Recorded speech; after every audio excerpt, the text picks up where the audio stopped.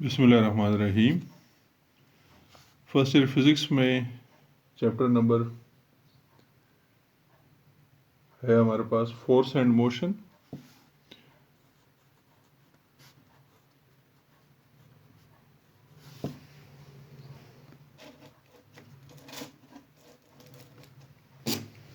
Force and motion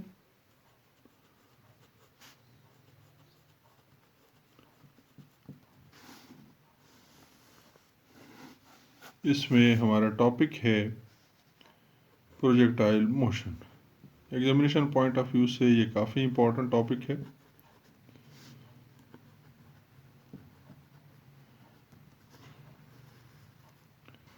इसको जब हम लोग इंट्रोड्यूस कराते हैं व्हाट इज़ प्रोजेक्टाइल मोशन, तो two dimensional motion under the action of gravity. Two dimensional motion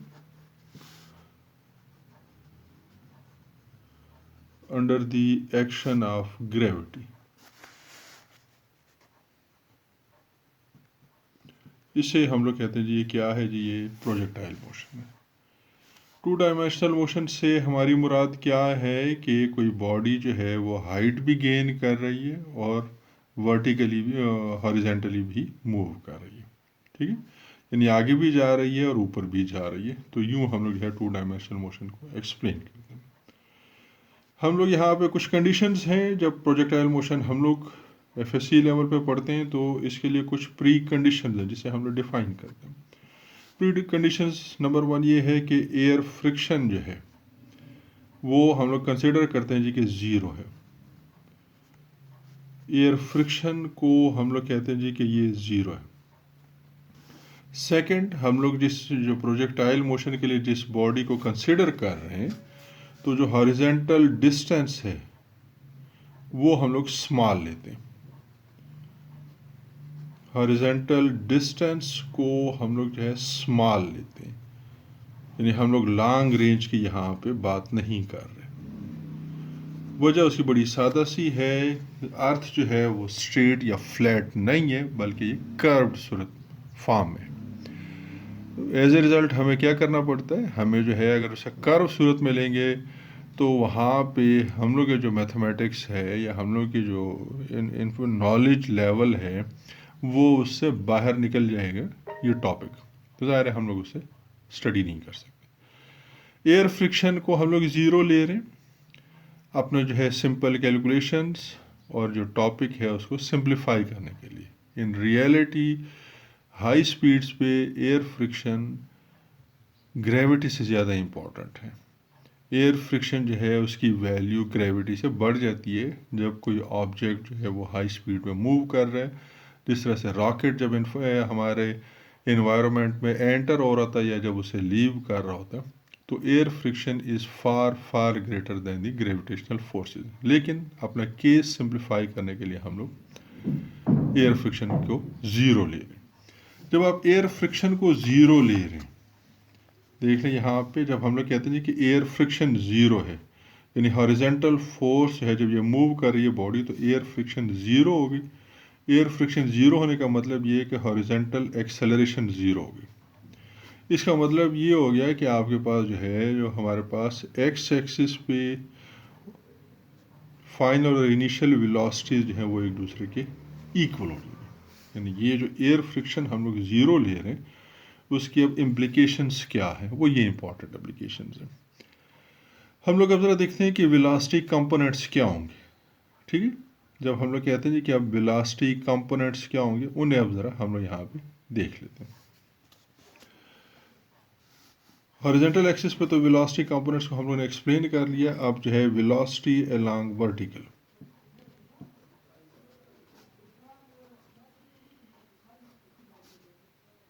along Y axis. ज़ाहिर है मैंने शुरू में कहा था कि जब आप कहते हैं टू डायमेंशनल, तो टू डायमेंशनल मीन्स कि एक बॉडी जो है वो हाइट भी गेन कर रही है और हॉरिजॉन्टली भी मूव कर रही है, आगे की तरफ भी जा रही है और ऊपर भी मूव कर रही है। मसलन हम लोग जो है जब बॉल थ्रो करते हैं, फर्स्ट मैं यहाँ से आपको ये दिखाता हूँ। फर्स्ट हम लोग ये एक बॉल को यूँ थ्रो करते हैं, तो ज़रा गौर करें ये बॉल आगे भी जा रहा है और अपनी हाइट भी गेन कर रहा है। ये देखिए ये बॉल आगे जा रहा है और हाइट गेन कर रहा है। देखते हैं बॉल आगे जा रहा है और हाइट गेन कर, तो ये 2 डायमेंशनल मोशन हम लोग इसलिए इसे कहते हैं कि ये at a time 2 types of motion जो है ये ऑब्जर्व करें। जब हम लोग कहते हैं वर्टिकल जो है वाई एक्सिस पे वेलोसिटी की सूरत हाल क्या होगी, तो फर्स्ट इक्वेशन ऑफ मोशन है उनके पास V F is equal to V I plus A T. चूँकि हम लोग वर्टिकल उसकी बात कर रहे हैं, ये हो जाएगा आपके पास V F Y V I Y. Height जब गेन हो रही थी तो उस वक्त जो है जी की वैल्यू क्या हो जाती है, बॉडी जब ऊपर मूव करेगी तो जी की वैल्यू नेगेटिव हो जाएगी। ये हम लोग इसे यूँ लिख लेते हैं, ये यूँ हो जाएगा, ठीक है। यानी हम लोग के पास जो कंपोनेंट है ये कुछ यूँ हो जाएगा कि फाइनल वेलोसिटी इनिशियल वेलोसिटी, इससे हम लोग इस फॉर्म में हम लिखेंगे। इनिशियल वेलोसिटी को हम लोग इस चैप्टर में वी नॉट से रिप्रेजेंट करेंगे, और जो आपके पास फाइनल वेलोसिटी है उससे हम लोग जो है सिंपल वी वाई से रिप्लेस जो है हम डिनोट करेंगे। मैं इस इक्वेशन में ये वैल्यूज पुट कर लेता हूँ, तो ये हो जाएगा आपके पास V Y V not minus G T. तो ये बच्चों देख लें, ये मेरे पास इक्वेशन फर्स्ट 1 थी वेलोसिटी की, तो ये मेरे पास इक्वेशन 2 आ गई। अब हम लोग अगर देखना चाहें कि ये जो वेलोसिटी है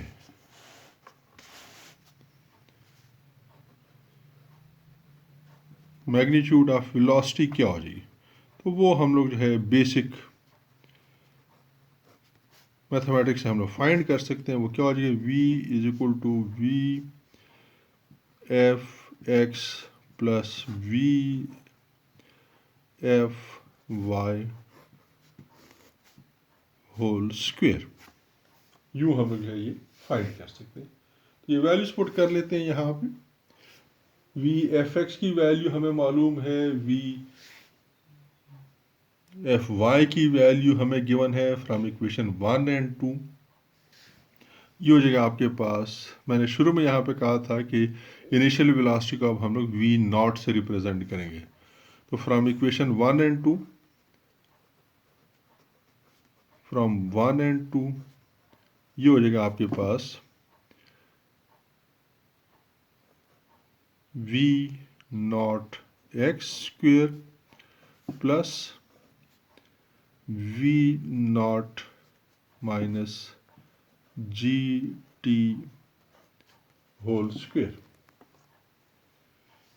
वी नॉट सॉरी वाई, ये मैं वाई लिखना भूल गया था।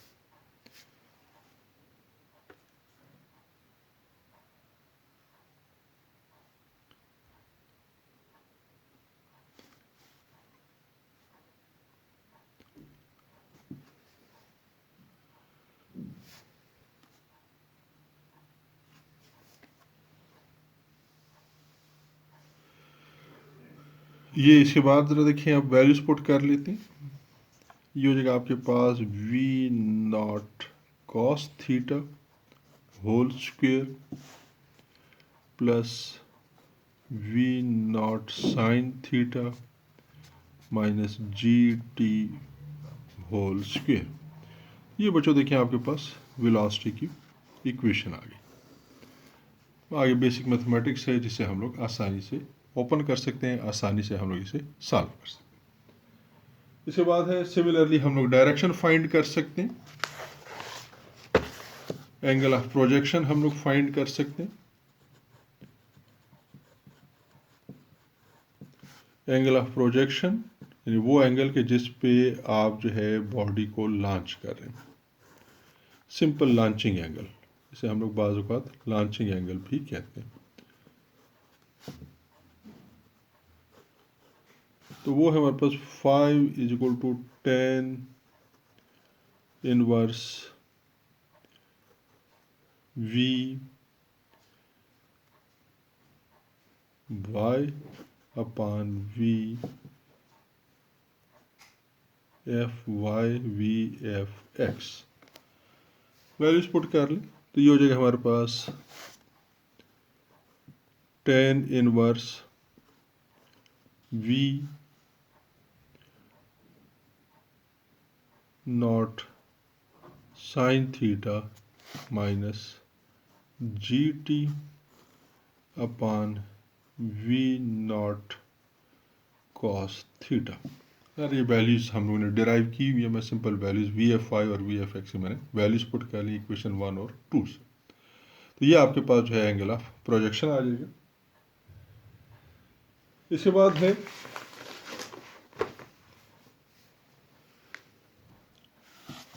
हम लोग लिखते हैं मैक्सिमम हाइट।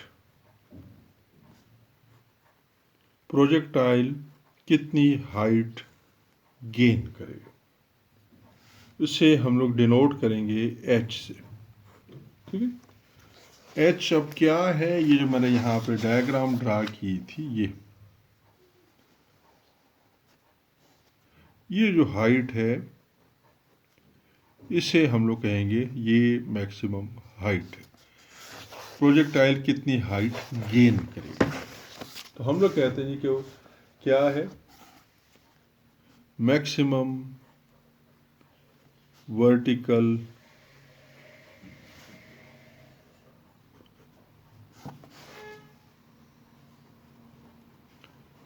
डिस्टेंस, उसकी हम लोग बात कर रहे हैं, कितना मैक्सिमम डिस्टेंस कवर होगा। तो हम लोग लिखते हैं from third equation of motion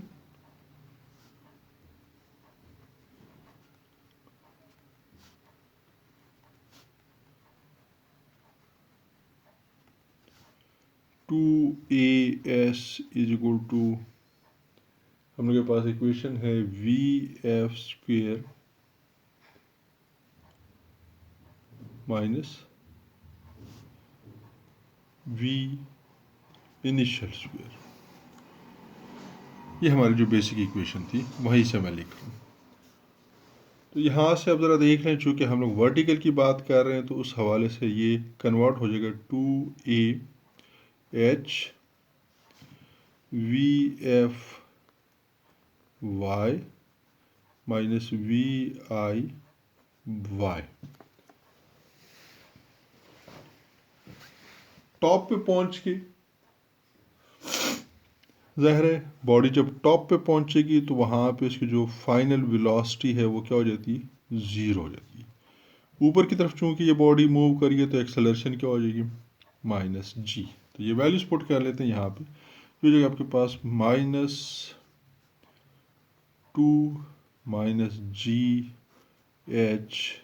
is equal to 0 minus VIY जो हो जाएगी, ये हो जाएगा हमारे पास VI sine theta whole square.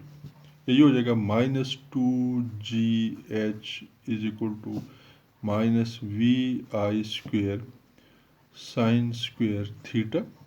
ये हो जाएगा आपके पास H is equal to VI square sine square theta upon 2G। ये हमारे पास equation for the height of projectile. ठीक है, ये मैंने इक्वेशन यहाँ से देख लें लिखी है, सिंपल कैलकुलेशन है, इसमें वैल्यूज मैंने पुट की है, कंडीशंस डिफाइन कर दी, टॉप पे पहुँच के वर्टिकल वेलोसिटी 0 हो जाएगी, एक्सेलरेशन ऊपर की तरफ जा रहे हैं तो -g होगी। तो सिंपल ये वैल्यूज मैंने पुट की है और बेसिक मैथमेटिक्स है। इसके बाद है time of flight. Time of flight जाहिर है प्रोजेक्टाइल कितनी देर के लिए हवा में रहता है।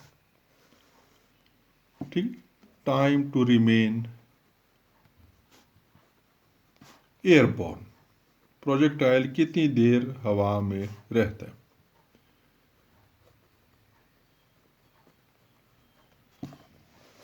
सिंपल मतलब मुख्तलिफ तरीक़ों से हम लोग जो है इसे एक्सप्लेन करते हैं, कितनी देर ये हवा में रहता है, लॉन्च करने और लैंड करने के दरमियान में इसको कितना वक्त लगा है। तो मुख्तलिफ तरीक़ों से हम लोग इसे एक्सप्लेन करते हैं। तो मैं थोड़ा सा ये वर्डिंग चेंज कर रहा हूँ ताकि एक नई बात जो है बुक्स में ज़ाहिर हमारे लिखा हुआ है कि टाइम लॉन्चिंग और लैंडिंग के बीच में जो टाइम है जिसे हम लोग टाइम ऑफ फ्लाइट कह रहे हैं। मैंने उसको ज़रा सिंप्लीफाई कर दी कि प्रोजेक्टाइल कितनी देर हवा में रहता है, उसे हम लोग कह रहे हैं टाइम ऑफ फ्लाइट। इसीलिए हम लोग यूज़ कर रहे हैं थर्ड, हमारे पास सेकंड इक्वेशन ऑफ मोशन है S is equal to V I T plus 1/2 a t²। Again values put कर लें। हवा में जो है जब ये लैंड कर रहा है, लॉन्चिंग और लैंडिंग के बीच में इसने वर्टिकल डिस्टेंस कितना कवर किए, तो वो ज़ीरो है। जाहिर है ऊपर जाता है फिर नीचे आ जाता है, तो इसने जो है जो वर्टिकल डिस्टेंस है वो इसका ज़ीरो है। सिमिलरली जो है इसकी जो हम लोग बात कर रहे हैं, तो ये इक्वेशन हो जाएगी वी आई वाई, हम लोग लिखेंगे, ज़ाहिर है वर्टिकल की मैं बात कर रहा हूँ, और एक्सेलरेशन जो है वो ज़ाहिर ऊपर मूव कर रहा है तो ये माइनस जी है, और टी जो है स्मॉल टी को हम लोग कैपिटल टी से डिनोट करेंगे, ये टाइम ऑफ फ्लाइट है।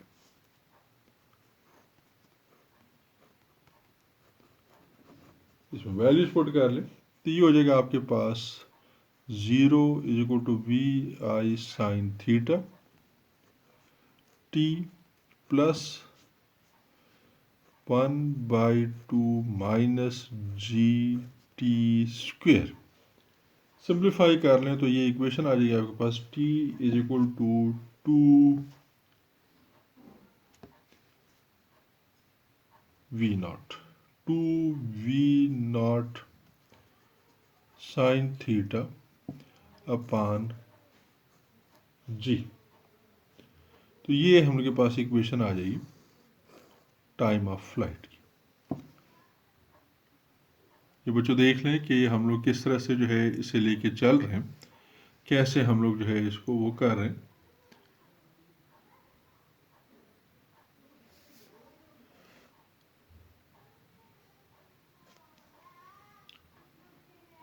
मैंने थोड़ी देर के लिए पास किया था। तो ये है हमारा जो है topic time of flight. Just जी बच्चों, अगला जो हमारा टॉपिक है वो है रेंज।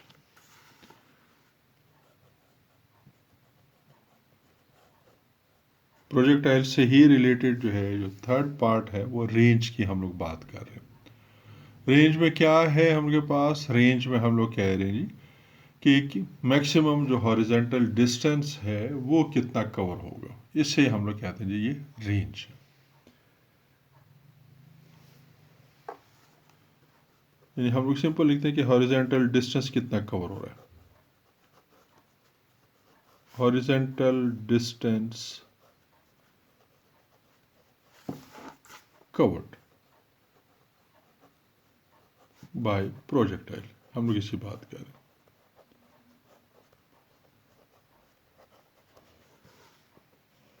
अगेन हम लोग लिखेंगे second equation of motion S is equal to V I T plus 1/2 a t²। Values put कर लेते हैं यहाँ पे, चूंकि हम लोग हॉरिजेंटल की बात कर रहे हैं तो इसे मैं लिखूंगा एस एक्स, ये हो जाएगा आपके पास वी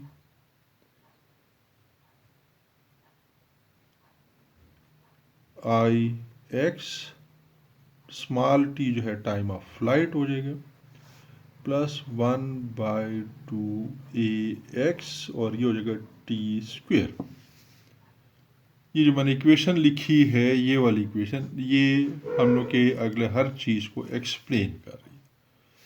ए एक्स बच्चों हॉरिजेंटल एक्सेलरेशन 0 है, वी आई एक्स की वैल्यू जो है वो है v0 cos थीटा है, और टाइम ऑफ फ्लाइट हम लोग ने अभी इक्वेशन में फाइंड की थी, उसकी वैल्यू वो थी 2v0 sin थीटा अपॉन जी। ये मैं आप लोगों को ये वैल्यू जिसमें पुट करनी है ये आप लोगों ने खुद से पुट करनी है। मैं इसे फाइनल इक्वेशन जो है वो लिखूंगा कि जो फाइनल इक्वेशन क्या होगी, और हॉरिजेंटल जो डिस्टेंस है एस एक्स, इससे हम लोग अब रेंज कैपिटल आर से डिनोट करेंगे। जब मैं इसमें वैल्यूज पुट करूंगा तो ये इक्वेशन कुछ यूं बन जाएगी, V not square 2 sine theta cos theta upon G. ये कुछ यूं इक्वेशन आ जाएगी हमारे पास। इसमें अब ज़रा देखें, मैथमेटिकली हमें मालूम है कि 2 साइन थीटा कॉस थीटा वो इक्वल होता है साइन 2 थीटा के। तो ये वैल्यूज पुट कर लें यहाँ पे, ये हो जाएगा V not sine 2 theta upon G equal हो जाएगा आपके पास रेंज की। तो ये हम लोग के पास इक्वेशन है रेंज की। चलो बच्चों, आज के लिए काफ़ी है।